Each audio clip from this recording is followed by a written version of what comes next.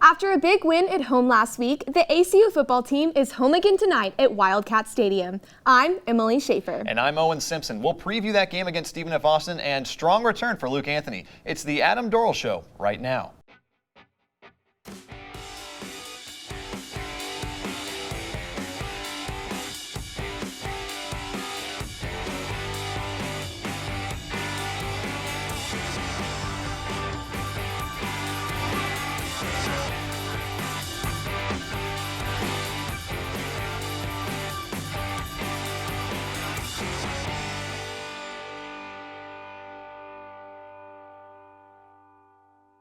Welcome to Week 8 of the Adam Dorrel Show, presented by Lawrence Hall. From the ACU TV studios on the campus of Abilene Christian University, I'm Owen Simpson alongside Emily Schaefer and the head football coach at ACU, Adam Dorrel. After a convincing win against the FCS's #1 offense, the ACU football team stays in Abilene for the second week in a row to take on Stephen F. Austin. Coach, you're more than halfway through the season at this point.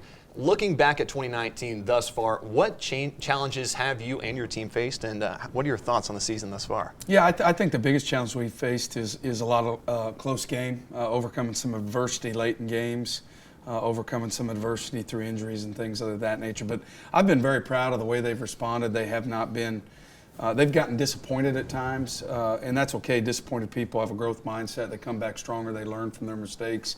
But I've never once sensed from them they were disgruntled or upset. So I'm very proud of them. I think that speaks a lot to our seniors, our leadership, and coming off a tough loss 2 weeks ago, and we had a great week of practice last week. And like I told them after the game, there's no secret why you play well when you practice like that. So it's been some ups and downs, but I've also had a lot of fun with our guys. We've got a great group, and they're just a pleasure to be around each and every day. And what kind of impact did the win against the Huskies last week have on you and your players in regards to what you're expecting from them as the season continues? Yeah, I think it's really going to help us this week. I think it gave us a lot of confidence. If you look at, obviously, HBU was leading the country in scoring at about 60 points a game. And to see our defense play like they played, I think they played tremendously well. I thought they tackled well. They were extremely physical on those perimeter screens. And then, that was very important. I thought we did some great things special teams. But I think the biggest thing, I think we took a big step forward last week offensively. I think we might have found our step a little bit. I think we got off to a really, really good start, scored 14 points quickly, and, just got our playmakers of football, ran the football. We're very balanced. So what we're hoping is that we're going to use that momentum to really help us try to get a homecoming win. Lots to get to in today's show. Later, we'll have a preview of today's game against SFA. But when we return, highlights and Coach Dorrel's analysis from last week's convincing win against Houston Baptist. Stay with us on the Adam Dorrel Show.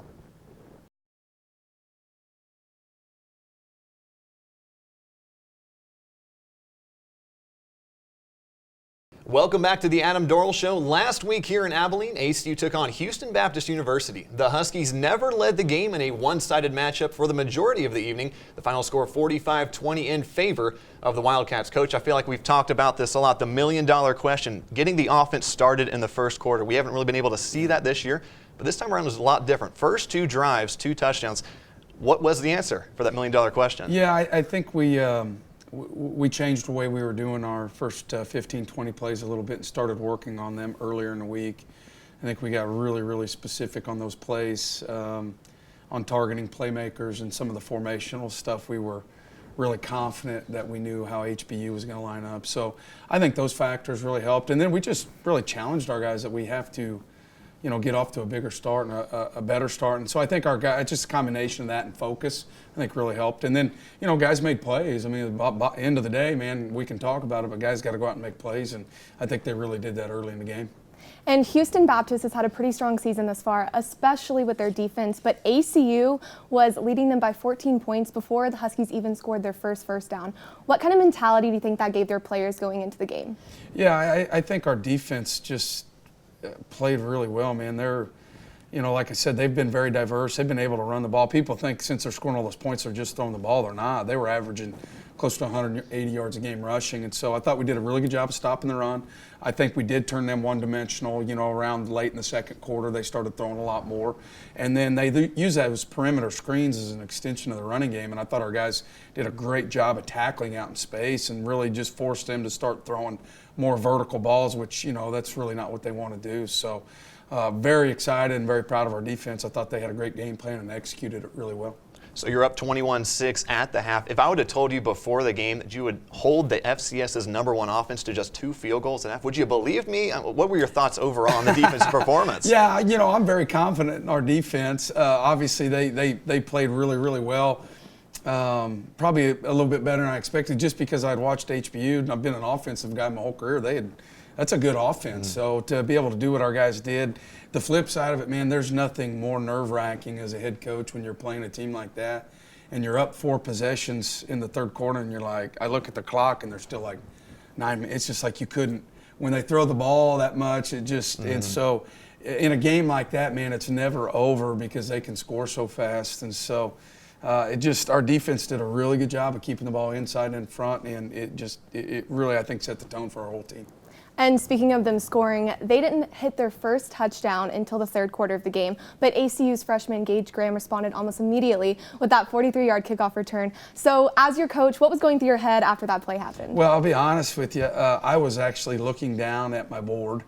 We had just talked about sending the hands team out, but I thought it was so early to do that, and I was looking down at our next 5 plays that we were getting ready to run, getting ready to have a conversation with Luke, and I looked up, and he's off and running with the football, so I had to watch the replay. I've been in college football 20 years. I've only seen that one other time, and it was at the end of the game when you knew they were going to onside kick. But truth be told, you tell those kids so many times on an onside kick, just get it and fall on it. But, man, he just had the tenacity to see that he had a seam right there. He is a freshman walk-on from Stevensville. Very proud of him. He's playing a lot on our special teams. He's very instinctual football player, so it was really good to see, and so just proud of him for going and making that play as a true freshman. And looking more on the offensive side, Samaje Davis coming off his first start at college level.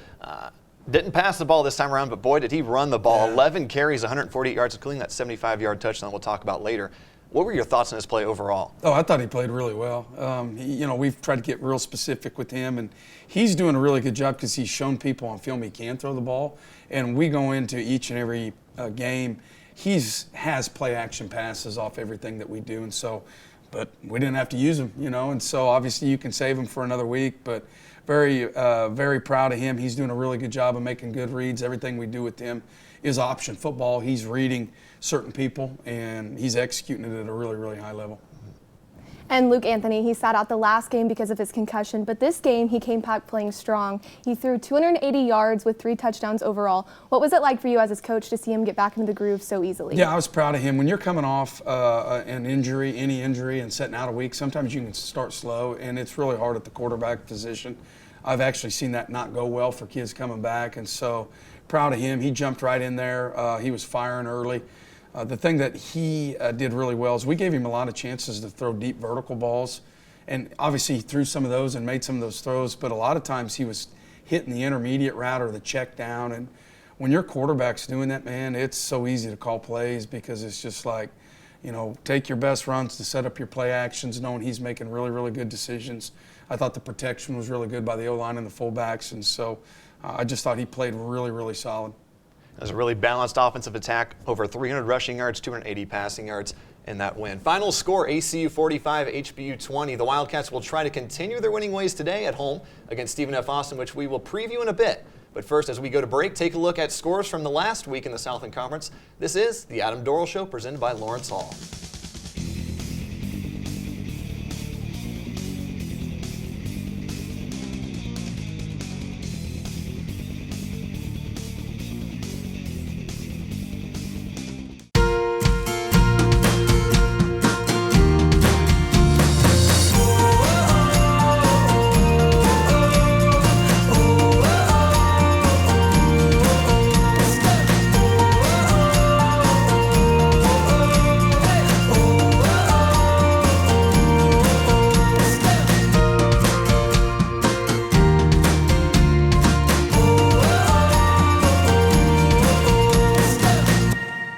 Kobe Clark is a new key factor for the Wildcats offense. The walk-on sophomore has posted over 200 yards and 2 touchdowns in the past 2 weeks.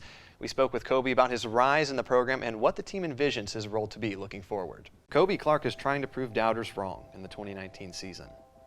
a lot of things that motivates me because like I'm from a small town. People just always said like that I wouldn't make it to the Division I level as a 4A high school player. You just don't get a lot of recognition in West Texas, Sweetwater, Texas. Like who knows where Sweetwater, Texas is? So I think that was like a lot of my motivation, just to try to like prove those haters wrong, I guess. He's done exactly that so far this year.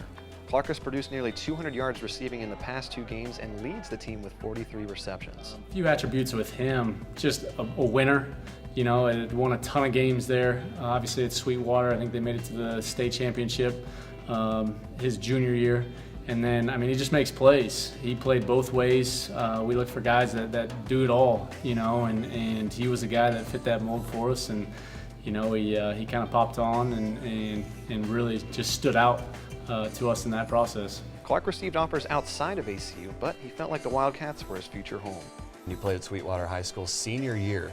He put up almost 2,000 receiving yards in 13 games and 31 touchdowns. Solid numbers. It's hard to beat that. So what ultimately made you make the decision to go to ACU? I had a couple, like I had 2 other, UIW and ACU were my only D1 offers or preferred walk-on offers. So, and I think just like being close to home, just having my family there to support me at the games and everything, I think that was the main reason why I came to ACU. His hard work finally paid off before his sophomore season kicked off, a full-ride scholarship. And again, John's walk-on and just done a phenomenal job.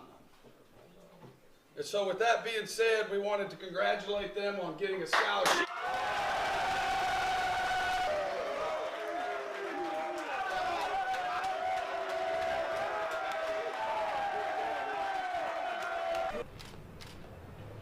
He earned that scholarship, you know, and just through his daily process, him showing up to work every day, him going to class, being a good student in the classroom, obviously, and then, you know, you earn it on the field as well, and he did that. He started a bunch of games for us his true freshman year, came into fall camp that year, just showed out, and he just earned it every single week and ended up playing a lot of big snaps for us that season.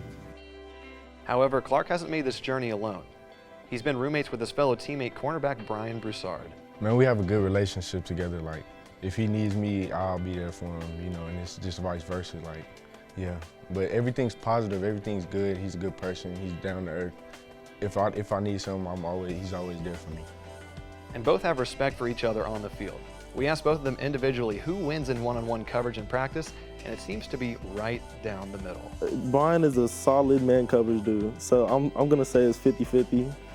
It's 50-50 every now and then, you know, but I'm 99% sure I'm up 2 on him right now. He probably would argue with me right now, but I'm just leave that right there. I think like I'm getting the hang of him now. He's a really solid man coverage player though. For what the future entails for Kobe is still up in the air, but his goals are certainly set high. ACU TV provides a place for people to come to learn and to grow and to also be a big part of what's going on at ACU. To work at ACU TV is probably the best experience you will get in a college setting. Being able to do it for football games like out here is like, for game days experience, it was awesome. Being able to see your shots and then being able to look back at it and saying like, wow, that was my shot, it was awesome. It looks amazing in here, and I know Neil Santana spent so much time redesigning it, and he did an amazing job and really truly made it look like a news station would. Getting to work with Grant, talking with the coaches regularly, this has just really given me a lot of experience moving into the real world. The work on the floor, getting to teach people, and then also getting to be right there with the basketball players. I couldn't compare it to anything I had done before. Watching all the clubs at Sing Song get their awards and just being so excited was such a rewarding thing to see because we were able to help contribute to that. It was just an incredible experience overall. To see my work broadcasted nationally is so incredible. And the pressure of filming on a live broadcast for people to see around the world is just, it's a different feeling than just a regular game filming for the screen. It's just perfect experience for the real world. You're going to be in a control room. Somebody's going to be giving commands, telling you to switch over to this camera or to put this graphic up there. You know, you got to realize this, I wouldn't be doing this anywhere else. I think ACU provides me this blessing of an opportunity. The ability for ACU TV to be so flexible and cover literally every section of campus is amazing. We're here for the campus. We're here to better the community and show that ACU has a lot of great things going on. It helps us become more of a community and cultivates support for our athletes, for our students who are succeeding and doing TEDx and sing song. And it's one of the biggest benefits I see as a student is just that ACU TV really does an incredible job bringing us all together as a campus.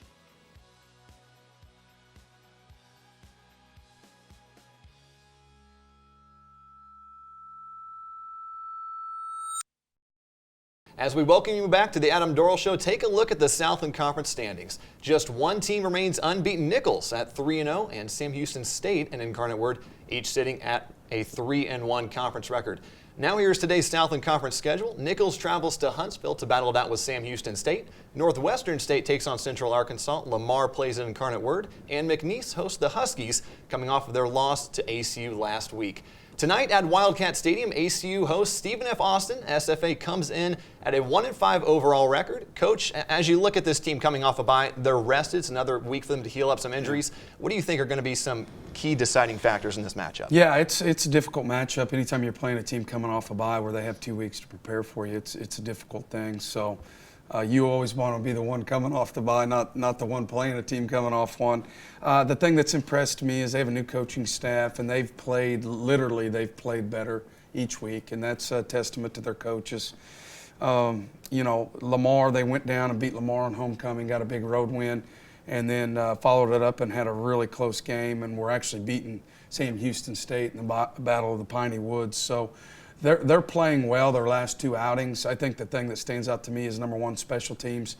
They're the best special team unit we played from top to bottom. After that, defensively, they're playing a lot of young guys, but they're very diverse. They play an odd front and even front. They like to blitz, mix up their coverages. And then offensively, they have a really, really good back. He's big. He can do it in between the tackles, outside the tackle. Been super impressed with their quarterback. Man, that kid has gotten rocked this year, and he keeps getting up. He's tough. And then from a receiving corps standpoint, their receiving corps, it's one of the tops in the league. It's right up there with Central Arkansas. So they have young men that can win those vertical balls down the field. So it's going to be a tough matchup. And speaking specifically for your offense, what are you hoping to see from your players in order to take down the Lumberjacks? Yeah, I want to see us come back like we did last week and just play at a high level early, be really aggressive, play with the mindset of play to win. Don't be afraid to make mistakes. Ball security, we've done a really good job with that all year. I think we're +7 on the year, +6. One of the tops in the league. So we got to win the turnover battle again. That's going to be really, really important. But just trying to be balanced on offense when we can run the ball and throw it with efficiency in both. I think we're good. And then defensively, just don't give up big plays over the top. I think make them earn it. And a key player to watch out on defense is Trenton Gordon, 52 tackles, tied for most tackles on the team. He also had the SFA's only defensive touchdown last year going back. How are you preparing Luke and the rest of the secondary for Gordon on the defense? Yeah, I think you have to mix up what you're doing. You have to show him different routes. You have to show them different protections. Don't do the same thing, over and over again. And so I do think you have to find times to try to go downfield and be aggressive against them because they're trying to do that to you. I think you need to be specific in your formations and get the run game going. And play action is so much of what we do, and we all know that doesn't work if you're not running the football. And so, just trying to trick their eyes a little bit, give them different things to look at. Just show them different formations, some motion and stuff like that to get their eyes out of place. And Coach, y'all have had quite the winning streak when it comes to staying home in Abilene. And this weekend you happen to be home, and it happens to be homecoming. How do you think that's going to benefit your players? Well, I think it's huge. If you do homecoming right, since I've gotten here, I noticed homecoming was a big deal here to the university. I don't know if it was a big deal to the football team. I've talked about it a lot. I don't shy away from the importance of homecoming to a university, into a community. And I don't use it to put extra pressure on guys. I use it to heighten their awareness of trying to practice well. I believe homecoming is about playing for your family, your friends, your community, your fellow students, and all the guys that have come before you that have worn a football uniform. So, I use it to try to get guys really focused and really motivated to play hard. Don't try to do anything different. I just want them to play with more passion and energy because it's something that, homecoming should be about representing your university. It's great to be home once more. This time for homecoming, ACU hosts Stephen F. Austin this afternoon at Wildcat Stadium. Kickoff is set for 3 p.m. Jim Reese and Grant Boone will have the pregame show on radio beginning at 2:30, and you can watch the game on ESPN+. For Coach Dorrel and Emily, I'm Owen Simpson. Thanks for watching the Adam Dorrel Show presented by Lawrence Hall. Enjoy the game, and we'll see you here right next week.